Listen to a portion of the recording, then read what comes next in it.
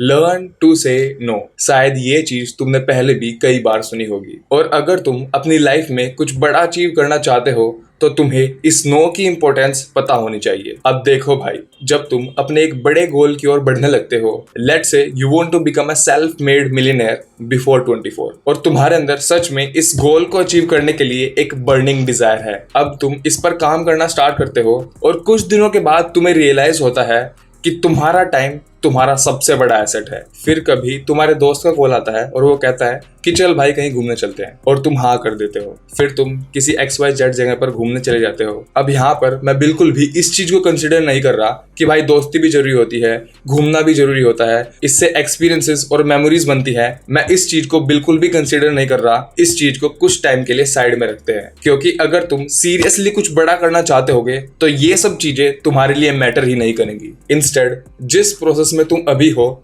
तुम्हें उस प्रोसेस में बहुत मजा आने लगेगा, और हर सेकंड तुम्हें एक्साइटमेंट फील होने लगेगी, और ग्रेजुअली तुम्हें फोमो फील होने लगेगा। यानी कि जब भी तुम काम नहीं कर रहे होगे, तुम्हें fear of missing out the work that is actually important for you ये रियलाइज होने लगेगा, और तुम्हारे अंदर से ये आवाज आएगी कि भाई मैं यहाँ पर अपने नॉट सो एम्बिशियस दोस्तों के साथ टाइम वेस्ट क्यों कर रहा हूँ। तो इस नो की वैल्यू को जानना बहुत जरूरी है, क्योंकि अब एक्चुअली रियलिटी में क्या होता है मैं बताता हूँ। जब तुम अपनी इनिशियल स्टेज पर होते हो तब तुम्हारे आसपास के लोग तुम्हारी वैल्यू नहीं समझते, पर जैसे ही ये आइस ब्रेक होने लगती है और तुम्हारे आसपास के लोग तुम में इंप्रूवमेंट्स देखने लगते हैं और उन्हें रिजल्ट्स दिखने लगते हैं, एंड इवेंचुअली तुम अपना एक अचीवर्स का सर्कल क्रिएट करना स्टार्ट कर देते हो। So now I think you know the importance of no and what a big change it can bring into your life। तो अब अगली बार जब भी तुम्हारे दोस्त की कॉल आए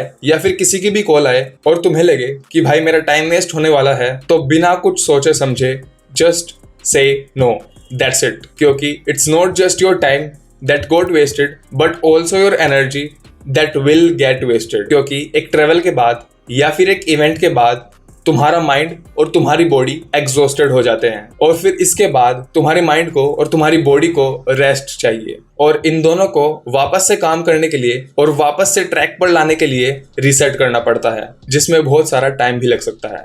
thank you for watching this video. Till then keep saying no to all the distractions and all the noise that comes in your way.